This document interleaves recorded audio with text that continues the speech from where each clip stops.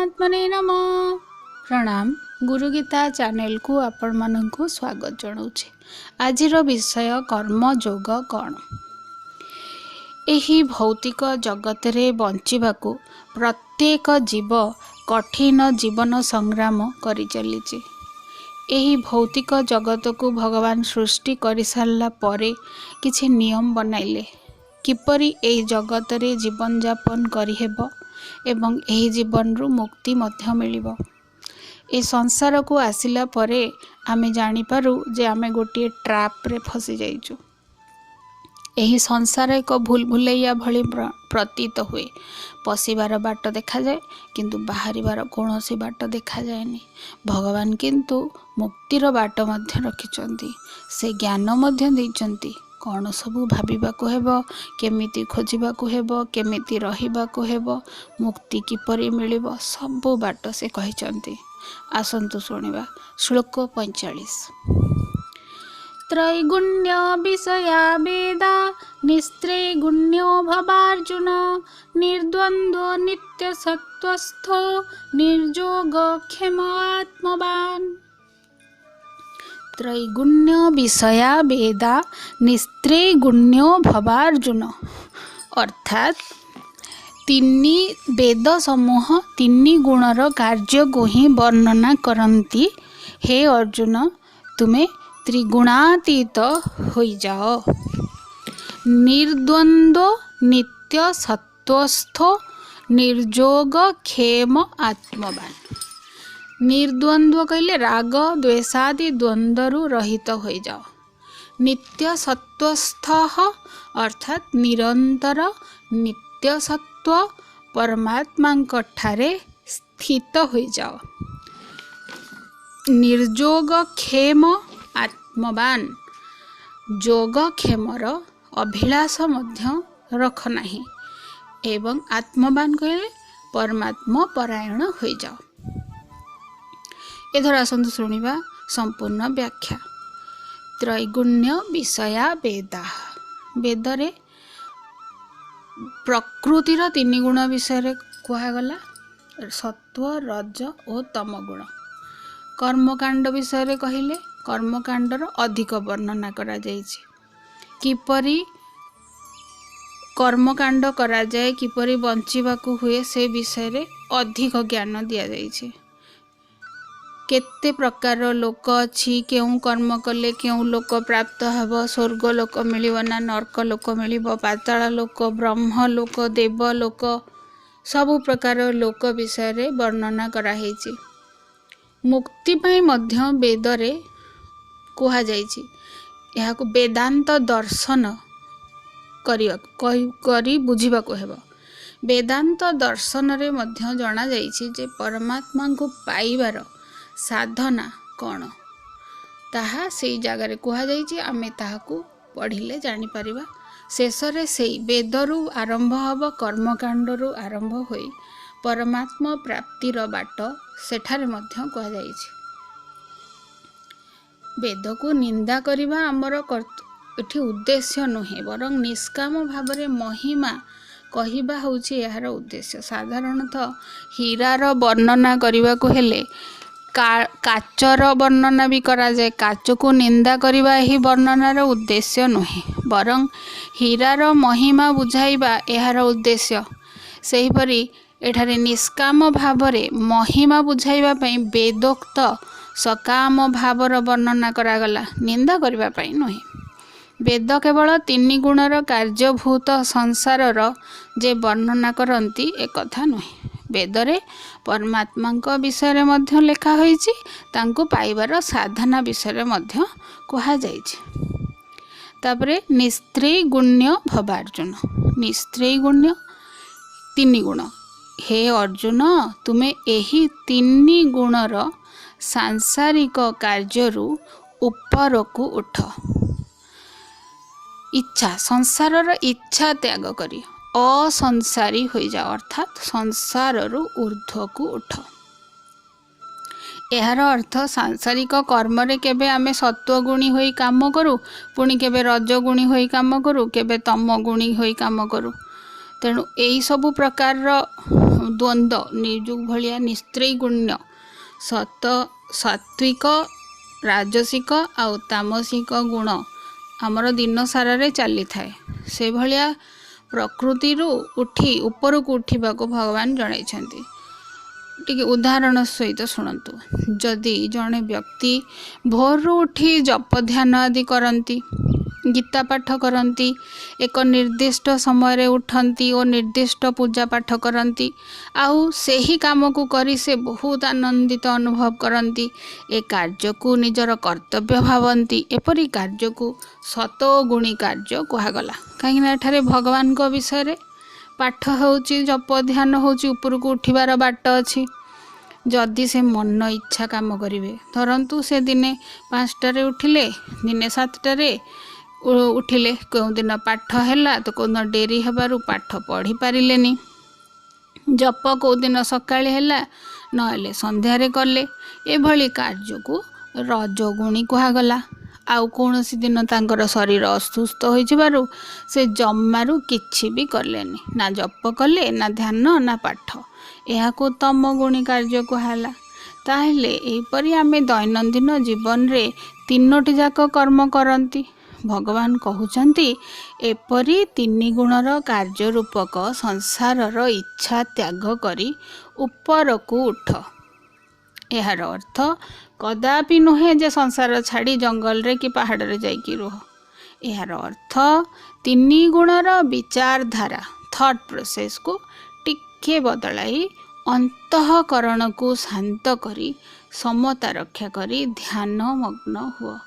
अहरह नित्य निरंतर से सर्वशक्तिमान परम ब्रह्म जे ज्ञान और करुणार सागर सत्य सनातन सर्वत्र विद्यमान तांकरी कथा सबु बेले भाबु था। आ गोटे अर्थ मध्य एहार अछि एई आमर जो शरीर यहा को 3 भागरे विभक्त करा जाए। ऊपर भाग जहा होची मुंड को बुझाऊँगी जहाँ आकाश तत्व रे तैयारी बोली कहा जाए आउ एई ऊपर भाग को सात्विक तत्व रे तैयारी बोली कहा जाइछि। तंटी बा बेक वायु तत्व रे तैयारी होइछि एवं यह तल को अग्नि तत्व जल तत्व एवं पृथ्वी तत्व बोली कहगला। तल को तामसिक तत्व बोली कहा जाइछि। शरीरर 3टी प्रकृति ऊपर सात्विक मझिरे वायु तले अग्नि जल और पृथ्वी 3 गुणर कार्य ऊपर को उठ कहिबार तात्पर्य हैला शारीरिक और मानसिक समस्त कार्य निजको बाहर करी आत्मस्वरूप स्थित हो जाओ। प्रकाश आत्मस्वरूप से प्रकाश को देख। तापरे हैला निर्द्वंद द्वंद्वहीन द्वंद्व कहले अस्थिरता बा प्रमाद मानसिक अस्थिरतारू मुक्त हेबाकू हेब। परिवेश रे टिके असुविधा हैला आमे अस्थिर हो पड़िले ग्रीष्म काल रे गरम हैला आमे विरक्त हो गले सही पारलेनी गरम रे शांति नहीं बोली कही चलिले आत्मस्वरूप ध्यान करी हबनी। गरम होची शीत दिने शीत हैला कोठी के अपमानित करदेला ताले विचलित हो गले सुख दुख रे तो समता बिल्कुल रहुनी। भगवान एहिपरि परिस्थिति रे समता रे शांति रे स्थित रहिबाकू शिख बोली कहिले। एमिति कले कौन हेबो एपरि कले साधकर साधना दृढ़ हुए। सोल कॉन्शियसनेस रे अहरह रहिले गॉड कॉन्शियसनेस रे पहुँचवाकू सुविधा हुए। द्वंद्व मन भितरे आसीबा मात्रे सबु किछि केवल भगवान एही वास्तविकता अनुभव ही हुएनी। अमृतम चैव मृत्युश्च सदसच्चाह समर्जुन भगवान नवम अध्याय एही पदटी कहिचंती मु ही अमृत मु ही विष मु ही रियल सत मु ही असत अनरियल। तेणु निर्द्वंद्व हुओ द्वंद्वहीन हुओ यापर निर्योगक्षेम निहि योगक्षेम। योगक्षेम कहिले अप्राप्त वस्तुर प्राप्ति को जोग कहा जाए और प्राप्त वस्तुर रक्षा को क्षेम कहा जाए। योगक्षेम संसार ऊर्ध्व को उठिबा को भगवान कहिले। आमे जहा किछि देखि पारुचे शुणुचे बुझी पारुचे से सबु भगवानंकर स्वरूप एवं सेथिरे जहा किछि परिवर्तन आसुची से सबु भगवानंकर लीला। एक कथा जो माने दृढ़ भावे मानि नियंती ओ बुझी जानती से मानंकर भगवान कल्याण करंती। भक्त मानंकर साधनार रक्षा करंती। हे अर्जुन तुमे योगक्षेमर अभिलाष मध्य रख नाही। नित्य स्थायी और सर्वत्र परिपूर्ण परमात्मा ठारे तुमे निरंतर स्थित रुह। एहा ही द्वंद्वरु मुक्त हेबार उपाय। नित्य सत्वस्थ आत्मवान हुआ। भगवान कहिले तुमर फोकस को ध्यान को केवल परमात्मा पाखरे रख। तुमर उद्देश्य केवल परमात्मा प्राप्ति ही हेउ, ताहेले तुमे मुक्ति पाई पारिबो। एथर आसंतु सुनिबा श्लोक 46। जावानर्थ उदपाने सर्वत संप्लुतोदके तावान् सर्वेषु वेदेषु ब्राह्मणस्य विजानत। अर्थात सबु दिगरु परिपूर्ण महान जलाशय को पाइबा परे छोट गाड़ियारे जलरे मनुष्यर जेतिकी प्रयोजन अर्थात कौनसी प्रयोजन रहे नहीं। वेद और शास्त्र मानंकु तत्वतः जानुथिबा ब्रह्म ज्ञानींकर समस्त वेदरे सेतिकी प्रयोजन अर्थात कौनसी प्रयोजन रहे नहीं। व्याख्या सुनिबा। ଯେଉଁ ବ୍ୟକ୍ତି ଆତ୍ମବାନ ହୋଇଯାଆନ୍ତି ଆତ୍ମାରେ ବ୍ରହ୍ମକୁ ଦେଖିପାରନ୍ତି ମାନସିକ ଶାନ୍ତିକୁ ପ୍ରାପ୍ତି ହୁଅନ୍ତି। ମାନସିକ ଅସ୍ଥିରତା ଦ୍ୱନ୍ଦ୍ୱ ରହେନି, ସେମାନେ ପରମାତ୍ମାଙ୍କୁ ହିଁ ପାଇଯାଆନ୍ତି। କଷ୍ଟ ପାଇଲେ କି ଦୁଃଖ ପାଇଲେ ସେ ବେଶୀ ଖୁସି ହୁଅନ୍ତି ଓ ଭାବନ୍ତି ଯାହା ହେଉ ମୋର ଆତ୍ମାର ଉନ୍ନତି ପାଇଁ ପ୍ରଭୁ କିଛି ଉପାୟ କରିଛନ୍ତି, ସେଥିପାଇଁ ମୋତେ କଷ୍ଟ ଦେଲେ। ନିଜର ହୃଦୟକୁ ନିର୍ମଳ କରି ସେଠାରେ ପ୍ରଭୁଙ୍କୁ ବସାଇ ନିତ୍ୟ ତାଙ୍କରି କଥା ଭାବୁଥାନ୍ତି, ତାଙ୍କରି ନାମ ଜପ କରୁଥାନ୍ତି।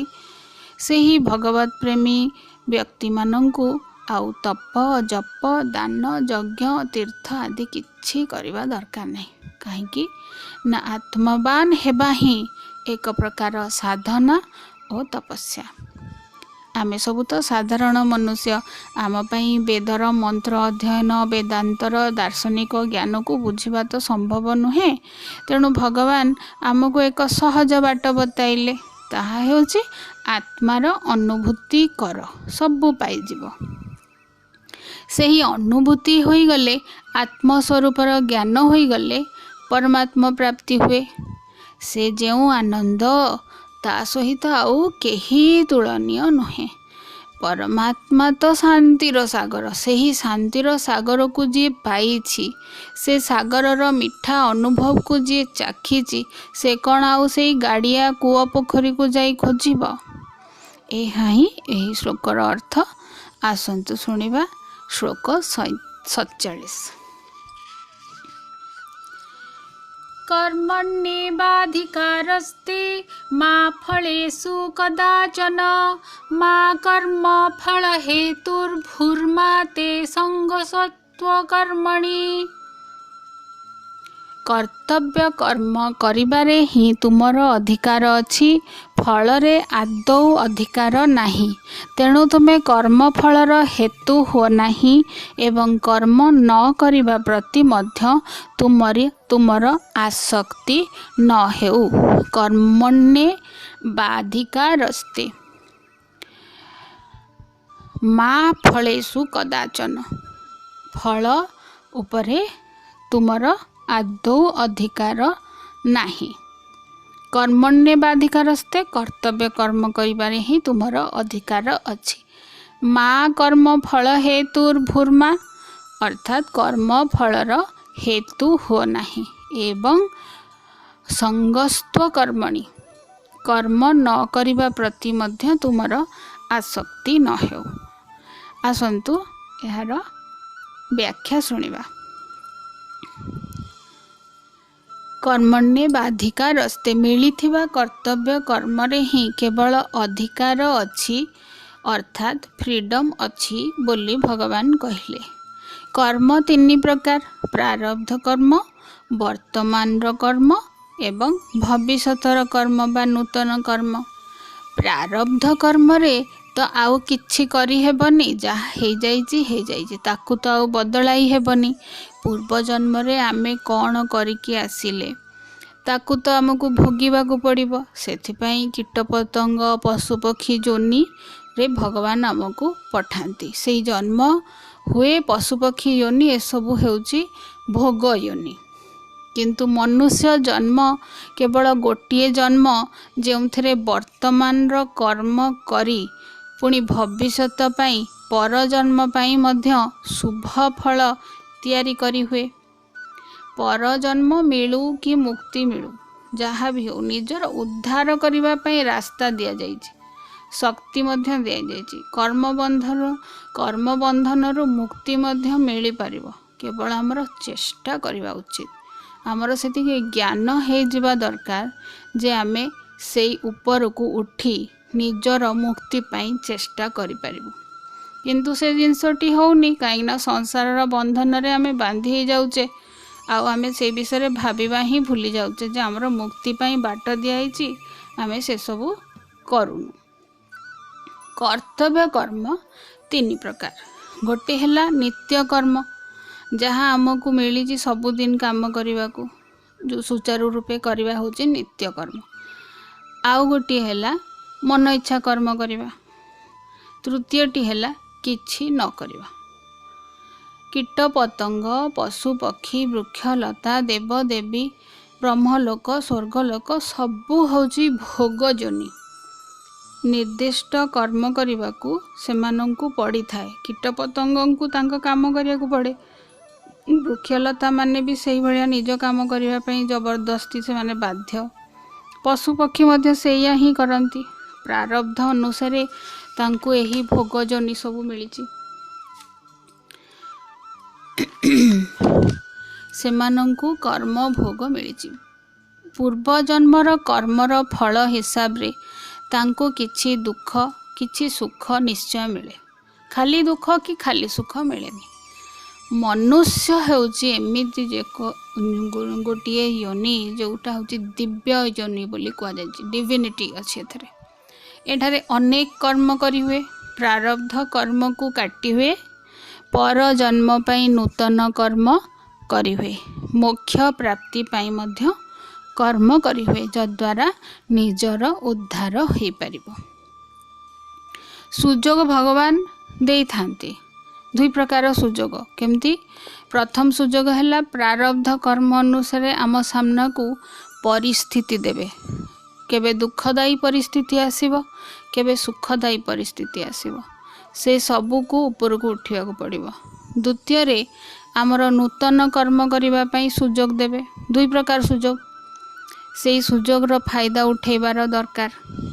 केमिति उठेई हेबो गोटे उदाहरण दे कहूँ शुणु। थरे गोटे बस एक्सीडेंट हैला। बस टी पोलरू खसी नदी पठारे पड़िला।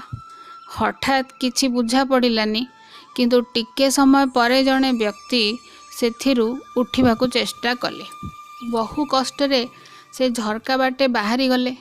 देखिले से बुझिले जे से बंची जाइचंती।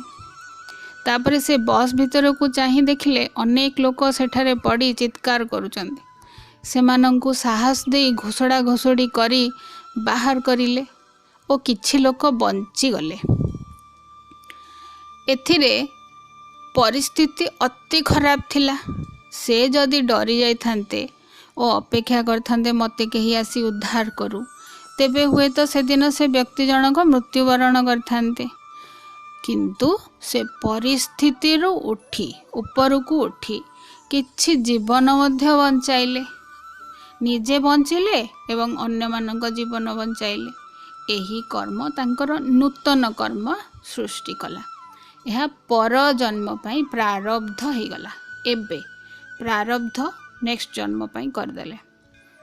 ତାହେଲେ ଭଗବାନ କହିଲେ ଦୁଃଖଦାୟୀ ପରିସ୍ଥିତି ଆସିଲେ ମନୁଷ୍ୟ କେବେ ହେଲେ ବିଚଳିତ ହେବା ଉଚିତ ନୁହେଁ, ବରଂ ବିଚାର କରିବା ଉଚିତ ଯେ ଦୁଃଖଦାୟୀ ପରିସ୍ଥିତି ଜରିଆରେ ମୋର କିଛି ପ୍ରାରବ୍ଧ ପାପକର୍ମ ସବୁ କ୍ଷୟ ହେଉଛି ଓ ମୁଁ ବିଶୁଦ୍ଧ ହେବାରେ ଲାଗିଛି। ଆଉ ସୁଖର ଇଚ୍ଛା ନ କରି ପ୍ରାଣୀମାନଙ୍କର ହିତ ପାଇଁ କିଛି କାମ କରିବି। ତାପରେ ଆସିଲା ମା ଫଳେଷୁ କଦାଚନ, ଅର୍ଥାତ୍ କର୍ମଫଳ ପ୍ରାପ୍ତିରେ ତୁମର ଅଧିକାର ନାହିଁ, ତାହା କେବଳ ମୋର ଅଧୀନରେ ଅଛି। ତେଣୁ ଫଳେଚ୍ଛା ନ କରି କର୍ତ୍ତବ୍ୟ କରିଚାଲ। ଫଳେଚ୍ଛା ରଖି କର୍ମ କଲେ ତୁମେ ସେଥିରେ ଆବଦ୍ଧ ହୋଇଯିବ। ମୁଁ ଅମୁକ କର୍ମ କରିଥିଲି, ସେଥିରେ ମୋତେ କିଛି ପୁଣ୍ୟ ମିଳୁ, କୀର୍ତ୍ତି ମିଳୁ, ସମସ୍ତେ ମୋତେ ଭଲ କହନ୍ତୁ, ପ୍ରଶଂସା କରନ୍ତୁ, ଧନ ଆଦି ମିଳୁ, ଏଭଳି ବିଚାର ଆସିବା ମାତ୍ରେ ଆମେ ଭଗବତ ପ୍ରାପ୍ତିରୁ ଦୂରେଇ ଯାଉ। ଏହାକୁ ସକାମ କର୍ମ ମଧ୍ୟ କୁହାଯାଏ। କାମନା ଆଶା ରଖି ଅନ୍ୟମାନଙ୍କୁ ହେଲ୍ପ କରିବା ସକାମ କର୍ମ। କିନ୍ତୁ ବିନା କାମନାରେ ନିଷ୍କାମ କର୍ମ କାହାକୁ କୁହାଯାଏ? ଯାହାରେ କୌଣସି ପ୍ରକାର କାମନା ଫଳ ପ୍ରାପ୍ତିର ଇଚ୍ଛା ରହେ ନାହିଁ। ନିଷ୍କାମ କର୍ମ କରିବା ପାଇଁ ସାଧକର ଦୃଢ଼ ବିବେକ ଶକ୍ତି ରହିବା ଓ ସେବା ମନୋଭାବ ରହିବା ଆବଶ୍ୟକ। କାରଣ ଏ ଦୁଇଟି ଥିଲେ କର୍ମଯୋଗ ଠିକ୍ ଭାବେ ଆଚରିତ ହୁଏ। ନହେଲେ କର୍ମ ଖାଲି ହେବ, ଯୋଗ ହବନି।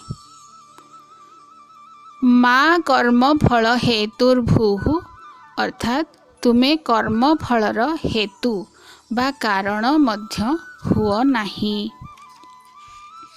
କୌଣସି ଭଲ କାମ ଯଦି ଆମ ଦ୍ୱାରା ହୁଏ, ଆମେ ଭାବନ୍ତି ଯେ ଆମେ କାହାର କେତେ ଉପକାର କରିଦେଲୁ, ତାକୁ କେତେ ଆମେ ସୁଖ ଦେଲୁ, ସୁବିଧା ଦେଲୁ, ଆମ ମନକୁ ଭାରି ଖୁସି ଲାଗେ।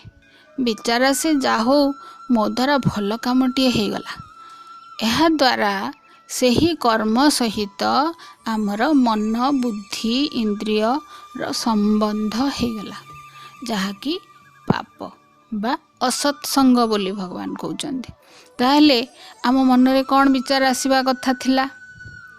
ଆମ ମନରେ ବିଚାର କରିବାର ଉଚିତ ଥିଲା ଯେ ମୋର ଶରୀର ଅନ୍ୟ ଶରୀରମାନଙ୍କର ସେବା କଲା, ମୁଁ କିଛି କରିନି, ମୁଁ ହେତୁ ନୁହେଁ, ମୁଁ ସେଇ କର୍ମର ହେତୁ ବା କାରଣ ନୁହେଁ। ଏହିପରି ଭାବିଲେ ନିଷ୍କାମ ସେବା ହେବ। ମା ତେ ସଙ୍ଗ ଅସ୍ତୁ କର୍ମଣି, ସଙ୍ଗୋସ୍ତ୍ୱ କର୍ମଣି, କାଳେ ଆସକ୍ତି ହୋଇଯିବ ଭାବି ତୁମେ ଅଳସୁଆ ହୋଇ ବିନା କର୍ମରେ ମଧ୍ୟ ବସି ପଡ଼ନି। କର୍ମ ନ କରିବା ପ୍ରତି ମଧ୍ୟ ଆସକ୍ତି ହୁଏ। କିଛି କରିବିନି, ଥାଉ, କିଏ କରିବ, କଲେ ତ ଏଇଟା ହେବ, ସେଇଟା ହେବ, ଏତେ ଅସୁବିଧା ହେବ, ଏଇଟା ସବୁ କଥାରେ ତ ମନା କରିଛନ୍ତି, ତାହେଲେ କିଛି କରିବିନି। ଏଇଟାକୁ ଅଳସୁଆମୀ କୁହାଯାଏ। ଏହା ମଧ୍ୟ ଏକ ପ୍ରକାର ସୁଖ। ଅଳସୁଆମୀ ଆସିଲେ କ'ଣ କଲେ ହେବ, କ'ଣ ନ କରିବି, ଏସବୁ ଦ୍ୱନ୍ଦ୍ୱ ପ୍ରମାଦ ଆସେ। କରିବି କି ନ କରିବି, ଏହା ମଧ୍ୟ ଏକ ବନ୍ଧନକାରକ। ଧୀରେ ଧୀରେ ଆଉ କିଛି କରିବାକୁ ଇଚ୍ଛା ହୁଏନି। ଏହା ବି ଗୋଟେ ପ୍ରକାର ସୁଖ। ବହୁତ ଲୋକ ଚାକିରି କରିଥିବେ, ଦରମା ନେଉଥିବେ, ସବୁ ମଜା କରୁଥିବେ, କିନ୍ତୁ କାମ କରିବାକୁ ଚାହିଁବେନି। ବାହାସ୍ପୋଟ ଦେଖେଇ କହିବେ ମୋର କିଛି କାମ ନାହିଁ ପରା, ମୋତେ ଖାଲି ଏମିତି ଦରମା ଦେଉଛନ୍ତି, ମୁଁ ବଢ଼ିଆ ଚାକିରି ଖଣ୍ଡେ କରିଛି। ଏହା ତମ ଗୁଣର ନିଦର୍ଶନ।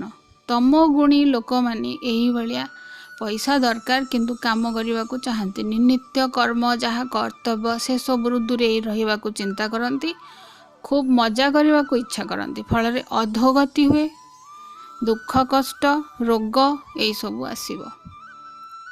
कर्म कले सिना कर्म फलर आसक्ति होउची मु किछि काम न करी समाधिस्थ हो जीवी, खाली तपस्या करी ना, कर्म न करिबा मध्य एक प्रकार आसक्ति। यह तामसिक वृत्ति। कर्म और कर्मफल सहित संबंध न रखिले बा सकाम कर्म कले ताहा राजसी वृत्ति हुए। निज काम निजे ठीक भाव करि चलिले, अलस्वामी न करी फल इच्छा न करी सात्विक वृत्ति को धरिबा कथा।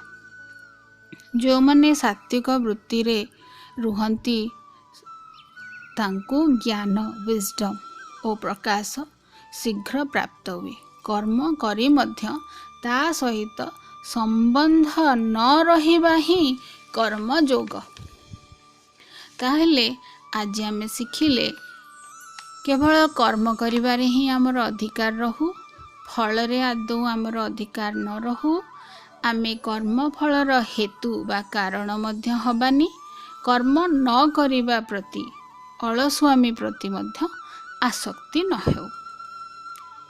ताहले भी एते कथा आमे शिखिला परे भी आमर कामना आसी जाउची, टिके कामना आसु किछि असुविधा नाही, किंतु से कामना को जदि आमे भगवान को आड़ को मोड़ी नबा, गोटे रास्ता बदलाई देबा, ताहले हमको भगवत प्राप्ति मध्य हे जीवो। से कामना कौन हेउ ना, कामना हमर भगवत प्राप्ति पाई हेउ। सेथिपाई जहा कर्म करिबा कथा करा जाऊ, कर्मफल प्राप्ति रे मते भगवान मिली जानतु एपरी इच्छा सात्विक। कर्मफल आमे इच्छा करूचे, कर्मफल जे भगवान मिली जानतु, मते भगवान को मु जेतेबेले मागिली से ताहा सात्विक हे गला, ताहा राजसिक किंबा तामसिक गुण रे जाउ नाही, ताहा तीनी गुण रो ऊपर को उठी जाउची। भगवान जेउठी आसी जानती ताहा जोग होई जाए, परमानंदर प्राप्ति हुए, परम शांतिर प्राप्ति हुए, ज्ञान भक्ति और प्रकाशर प्राप्ति हुए। आज पाई एतिकी। ओम तत्सत।